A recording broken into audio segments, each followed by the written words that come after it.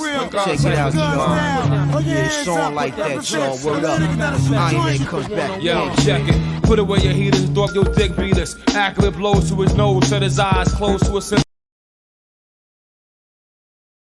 Bonjour à tous, on se retrouve pour encore un débrief de combat. C'était le Devin Haney contre Jorge Linares, ou Jorge Linares pour les hispaniques. Coach Max est encore là. Bonjour tout le monde. Ça va ou quoi, Max? Ah, ça va, tranquille. Skype, c'est vachement pratique. On peut faire des lives, faire des. Ouais, des exactement. vidéos comme ça. Ouais. Exactement. C'est un peu plus instantané que quand on est obligé de préparer, tu vois, d'aller dans un coin, tout ça. Là c'est en direct. Voilà. Ah, Bah, ouais. Bah, c'est un combat. Que beaucoup de gens, je trouve, hein, je sais pas si toi, tu as eu ce même sentiment, que beaucoup de gens, en fait, n'ont pas vu à cause, peut-être, ils étaient plus concentrés sur le combat d'Honor contre Nordine. C'est bien normal, Exactement. vu l'importance qu'il avait, surtout ouais, surtout en France. Mais il y a encore des gens en fait qui l'ont pas vu. Hein. Hier, j'étais avec des gens, des aficionados de la boxe qui l'avaient toujours pas vu. Moi, tu vois, par exemple, donc j'ai pas mal travaillé ces temps-ci. J'ai pris le temps de regarder celui de Nordine, mais j'ai regardé année, c'était lundi. J'ai regardé lundi, tu vois. Ouais. Bon, moi, j'avais eu le temps de les regarder dans la foulée. Les deux combats, c'était difficile de les voir, de les voir justement, parce que moi, je me suis réveillé, mais ils étaient pratiquement en simultané. En fait, le combat Haney contre Linares avait commencé avant, et le combat de Bali a commencé en plein milieu. Donc moi, je me suis arrêté. C'était DAZN, c'est pas les mêmes diffuseurs. Exactement. Donc moi, je me suis arrêté carrément à la 6e. Et ce qui est bien avec DAZN, c'est qu'on peut mettre sur pause. Et après, j'ai vu en direct le Bali contre Donner. Voilà. DAZN, c'est vraiment bien. D'ailleurs, on invite tout le monde à. Ça coûte pas cher, DAZN. Hein. Franchement, moi, j'ai découvert ça. 1,99, franchement, tu les as vite, amortis. Hein. Franchement, c'est que dalle. C'est que dalle. En plus, il n'y a que des stars. Ben justement, ces deux stars-là, Devin Haney, qui avait la ceinture WBC, excusez-moi, chez les légers, il faisait face à un gros calibre. En la personne de Linares, qui était lui-même détenteur de cette ceinture, qu'il avait perdu contre Lomachenko, un combat formidable où il avait réussi. Avoir mis Lomachenko sur les fesses un petit peu. Exactement, et il s'était fait arrêter par un extraordinaire hypercute au foie de Loma. Et justement, bon, on reviendra là-dessus sur cette ceinture, comment elle a un petit peu voyagé. Mais en tout cas, c'était le premier gros test pour Haney, qui n'a que 22 ans. On sait que Gervonta Davis, il a affronté, comment il s'appelle, Léo Santa Cruz. Donc lui aussi, c'était un petit peu son test. On sait que Ryan Garcia, il a affronté Luke Campbell et bien sûr Teofimo Lopez qui a affronté Lomachenko. Donc en fait, la validation pour vraiment rentrer dans la grande porte entre guillemets des grands de cette catégorie. Ouais. Donc là, ça passait par Linares qui est vraiment pas encore au statut de légende, mais vraiment c'est un pointeur. Linares. Voilà. Moi, personnellement, c'est un de mes boxeurs préférés. Hein. En termes d'efficacité, de style, il est très combatif. Il a le profil du boxeur, quoi. Boxeur dur qui encaisse, qui avance, qui travaille en série. C'est propre. Hein, c'est très propre. c'est vrai. Et on a vu Devin Haney qui avait, il est coaché par son père. Il faut savoir qu'il est coaché par son père. Mais par contre, pour ce combat-là, il a fait appel à Davidson. Tu sais, c'est le coach de l'ancien coach Ah Tyson. oui, ah oui, oui, oui, d'accord. Ah oui. Oh, ouais, il a fait appel à Davidson. C'est un Mais très très entraîneur. c'est un coach de Fury en Angleterre. Oui, exactement. Pas le nouveau, pas le. Voilà, c'est celui qui l'a coaché. Josh Taylor. Ouais, exactement, exactement. Ouais, c'est un très très bon coach, hein. J'ai regardé un petit peu les préparations. C'est cool ça. Ouais. Mhm. Alors, quoi, le début, en fait, le début a été favorable à Devin Haney, qui a très bien enchaîné avec son jab. Je sais pas si tu as vu. Il a maîtrisé la distance tout de suite, les jambes, le bras avant, le jab. C'est Mhm. vraiment le profil parfait du boxeur, du out boxeur, comme on dit. Ouais, ouais, ça veut dire qu'en fait, il entre, il sort, voilà. Il utilisait beaucoup ses jambes, un petit peu sur le reculoir, mais quand on dit reculoir, c'est pas péjoratif, hein. C'est vraiment de la boxe pure. Ça d'ailleurs, hein, c'est bien d'insister là-dessus. Ouais, ouais, ouais, c'est vrai. Moi, il me fait penser vraiment dans son style, c'est un espèce de mélange entre Mayweather et Sugar Ray Leonard. Moi, personnellement, c'est ce qui me fait penser. Donc, mais c'était bien de le voir avec contre Linares, qui est un boxeur très, très rapide. Euh, il a alterné le corps, la face avec des hypercutes des fois en rentrant et magnifique. Et souvent, je ne sais pas si tu as vu, Linares, en fait, il avançait sur lui et il cherchait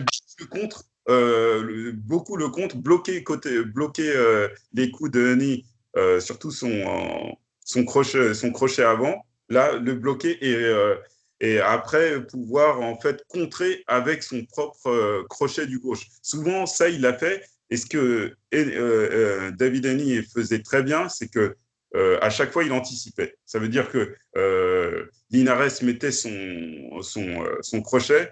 Il faisait le retrait Alors, soit c'était un retrait, soit il passait en dessous en en esquive. dessous.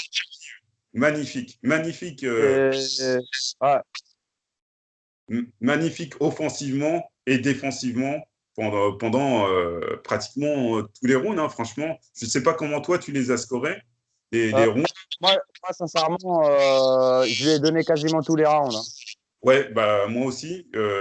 Après, à peu près jusqu'au dixième, on a vu je ne sais pas si tu as remarqué ce changement aussi à partir de la moitié du combat.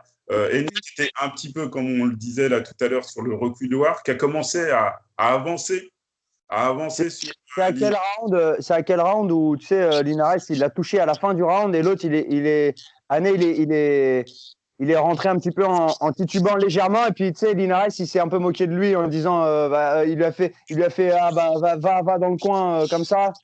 Non, Et tu sais, il lui a fait un espèce c'était à la 10e. C'était à la à la 10e. 10e. Ah, ouais, Voilà. voilà. Il lui fait voyant qu'en fait, il a fait une super Ouais. combinaison avec une rapidité incroyable. Je pense qu'il y a au moins 4-5 coups, en fait, qui partent. Et le dernier, une droite plongeante en plein le menton de Devin Haney. Ouais. Ça va tellement vite. Et c'était sur le gong, je crois. Ouais, pratiquement sur le gond. Et Eni qui le prend et tu le vois sourire. Et quand tu le vois marcher, Ouais, il titube. Et t'as Linares qui arrive, qui lui fait une espèce de révérence pour lui dire vas-y, va dans le coin, je sais que je t'ai touché. c'est un spectacle magnifique. Voilà, c'était du charriage. Et C'est aussi Eni, pour ça qu'on aime la boxe, hein. C'est aussi pour des moments comme ça, hein. bien sûr, c'est du C'est charriage. Il y a toujours du respect. du reste. Et Linares qui a essayé, le round suivant, le 11e, qui a essayé de finir le combat parce qu'il savait il avait été tellement dominé pendant le combat qu'il a essayé.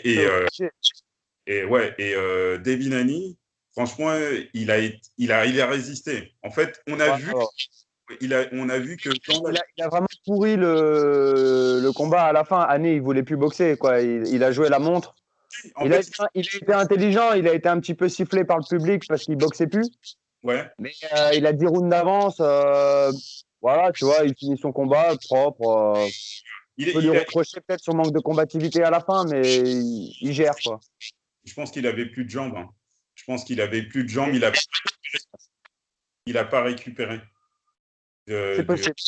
Voilà, il n'a pas récupéré. Mais par contre, techniquement, ce qu'il fait, alors, c'est pas à montrer dans les écoles de boxe, c'est certes. Hein, mais le fait, tu vois, je sais pas si au 11e, si tu as vu, et regardez bien, en fait, il utilise beaucoup de feintes pour faire douter Linares qui était en marche avant.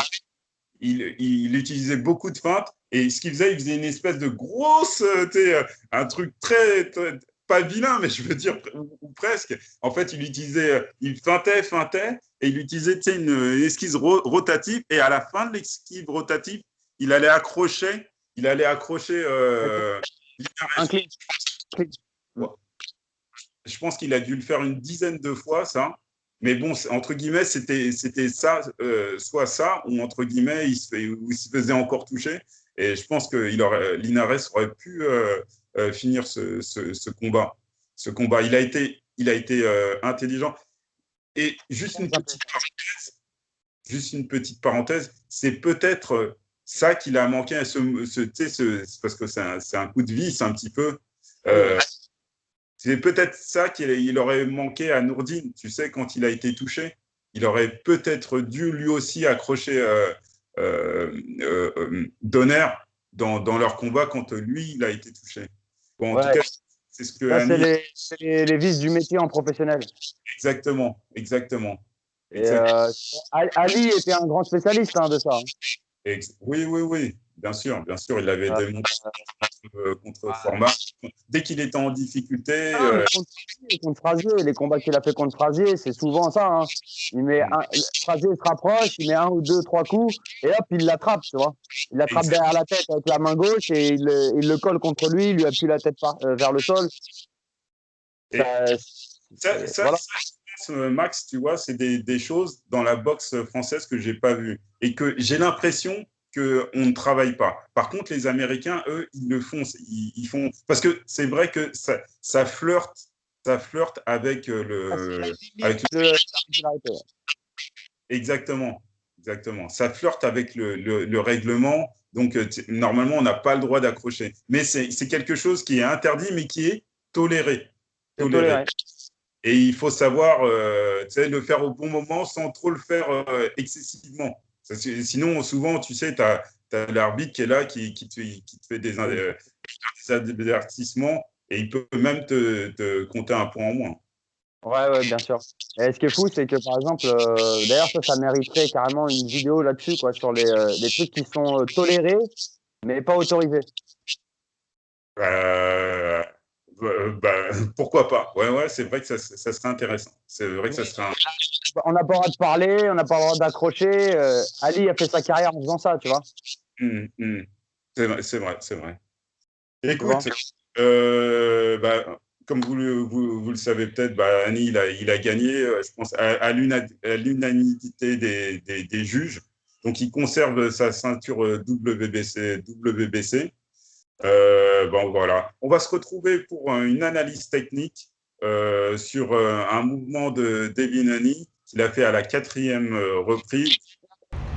On se retrouve pour le tuto technique entre Devin Haney et Linares. On va voir un contre que Devin Haney a fait à Linares. C'était à la 4e reprise. Contre magnifique, simple mais efficace. On va voir ça. On ralentit.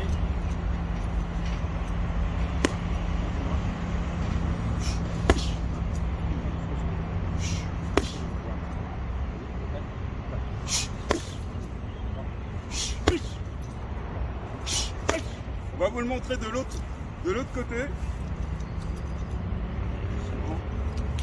Fiche. Fiche. Fiche. Fiche. Magnifique. Tu me parlais de l'importance du bras gauche, Ouais. du bras droit, excuse-moi. En fait, quand on fait ça, si on part comme ça, juste comme ça, là on peut perdre un petit peu l'équilibre. En s'équilibrant, en tendant le bras de ce côté-là, ça fait un contrepoids, ça permet d'avoir plus d'équilibre pour repartir sur le crochet gauche. Magnifique. Ouais. Simple, Ouais. mais il y a quand même des détails. hein. Ça ressemble à une technique que fait Canelo avec l'uppercut du bras avant, Mhm. où Là, quand il fait ça. il lève comme ça. Mais tu l'avais montré avec Oui, Ousmane, il me semble. oui, tout à fait. Nous revoilà, comme par magie, là. On vous a montré une des techniques de Henny qui a contré Linares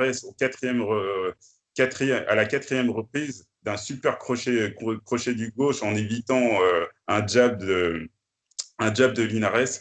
Franchement, c'était magnifique. Hein. C'est pas. Ouais. C'est vraiment techniquement, moi, franchement, je trouve que ce combat-là, avec la technique de Henny et la technique de Linares, ça a fait un vrai beau match, comme on les aime. C'est deux styles opposés. Mhm. Et vraiment, c'est à montrer dans les écoles, ce genre de combat, parce que on a vraiment les deux styles opposés de très haut niveau, avec chacun leurs compétences respectives qui s'affrontent. Et ça donne un combat serré, même si Ané gagne 10 rounds, hein, ça reste quand même un combat serré. Mais ce qui est bien, et on en parlait encore hier, hein, c'est la dramaturgie, comme tu me le disais hier, du combat, c'est-à-dire on a un combat qui s'oriente vers une victoire facile, et tout d'un coup, bam, voilà, il y a ce... Pour renverser complètement la dynamique du combat, ouais, bien sûr. Et c'est ça qui est bien en fait, dans la boxe, c'est un véritable film. C'est un véritable film où il peut y avoir des rebondissements. Et c'est ça, c'est ce genre de scénario, parce que c'est un scénario hein, qu'il y a eu hier. Mais bien sûr, ouais, t'as raison, ouais, c'est ça. C'est ce qu'on a. C'est un sport particulier, hein. C'est magnifique. Magnifique. Donc là, les perspectives, justement, quelles sont les perspectives pour Devin Haney? Oui, bah maintenant qu'on va dire qu'il a fait sa certification de champion WBC en léger face à une pointure, il se retrouve, ça y est, dans le grand bain, on va dire, avec les gros poissons. T'as vu ouais. qu'il le charrie hein, sur son titre, parce que bon, logiquement, en fait, c'était Lomachenko qui l'avait, ce titre. Je ne sais pas ce qui s'est passé, en fait, avec la WBC. Pourquoi ils ont autorisé, en fait. En fait, ils l'appellent le champion par email. Parce qu'en fait, la WBC, en fait, ils lui ont validé sa ceinture en lui envoyant un email.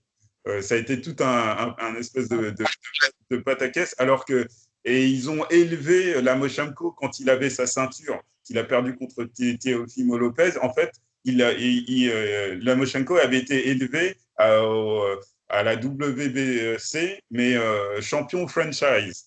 Bon, je ne sais pas trop ce que ça veut dire, mais bon, j'espère que c'est un espèce de super champion. C'est un petit peu dommage, mais en tout cas, ce qui est bien, Teofimo Lopez et Devin Haney, ils se sont. Voilà, on espère qu'ils puissent faire un combat pour qu'il y ait véritablement un vrai champion entre les deux, parce que tous les deux, en fait, ils ont la ceinture. Tu as le président de la WC qui dit que c'est le champion, c'est Teofimo Lopez, et tu as Henny qui dit qu'il a la ceinture. Donc, oui, bien sûr. ça serait bien qu'ils aient un combat. Une raison de plus pour qu'ils s'affrontent, hein, tant mieux.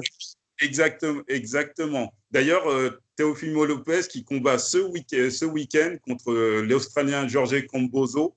Ça sera pour c'est soi-disant 3 ou 4 ceintures, en tout cas sur trois ceintures, sur les 3 ceintures WBA, WBO et IBF. Donc, ça serait bien. Il y a Ryan Garcia aussi qui a. Oui, j'allais te dire, parce que Garcia, il est dans l'histoire quand même. Ouais, lui aussi qui est là. Bon, il a eu une phase un petit peu de dépôt. Ouais. Et là, il est revenu là, à l'entraînement. Et tu as voilà. Géronte Davis là, Il va monter. voilà, qui va monter. Et bon, Linares, il sera toujours là. Tu as l'impression faudra pas l'enterrer non plus parce que vu le. C'est toujours le mec dangereux qui peut être là à n'importe quand. Voilà, c'est sûr voilà, on a vu qu'il a réussi à mettre sur le cul, entre guillemets, Lomachenko, alors que personne n'arrive à le toucher. Non, c'est pas n'importe qui. Il peut devenir champion un peu n'importe quand, ce mec, je pense. Et bien sûr, il y a Lomachenko qui va combattre là, le 26 juin contre un dangereux japonais, Nakatani, un dangereux japonais. Donc lui aussi. Où on lui demandait pourquoi il choisissait un adversaire aussi difficile pour son retour, avec un profil un peu dangereux pour lui, c'est-à-dire un grand, tu vois, qui frappe, etc. Donc, Lomachenko, il disait qu'il a envie d'un vrai challenge pour revenir. Ouais. Et que je pense aussi, le japonais a boxé Teofimo Lopez. Exactement, ouais. Donc il veut faire la comparaison des deux combats. Bon, en tout cas, ça nous donne une catégorie des légers qui est vraiment magnifique, hein, avec des champions. J'espère qu'ils vont s'affronter. Et en tout cas, Max, je te remercie d'avoir pris un petit. Je sais que tu es un peu occupé avec ton coaching. Hein, voilà, n'hésitez pas. Je viens donner la force sur ta chaîne. Ouais. Franchement, c'est du lourd, il faut continuer. Des petites interviews bientôt, j'espère, de champions. Ça peut être cool. Ouais. Alors, n'hésitez pas. Alors, ceux qui veulent en savoir plus sur Nourdine Oubali, qui est revenu en France, il y a bien, je crois, dans pas longtemps, Box Attitude, force à toi, Jean-Charles, qui va faire une interview dans pas longtemps. Vous pouvez lui envoyer vos questions. Voilà, ça, c'est super. Ça, c'est super. Ouais. Vraiment, force à Nordine. Ouais, c'est bien, force à lui. Bon, en tout cas, on vous quitte.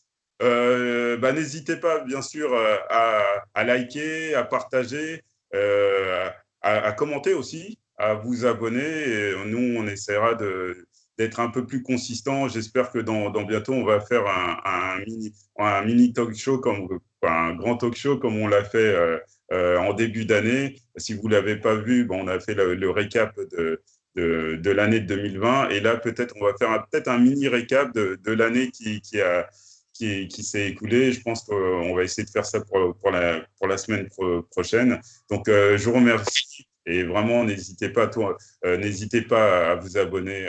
Abonnez-vous, les gars, c'est important. Ça permet d'avoir la motivation de continuer. Voilà, on ne se rend pas compte forcément, mais un petit clic, un petit commentaire, ça référence la vidéo et tout ça, ça rend un grand service. Et ça va motiver Moussa à continuer à vous donner du super contenu. Et voilà, vive la boxe. Il n'y a que de la boxe. Allez, à plus tard. On vous remercie.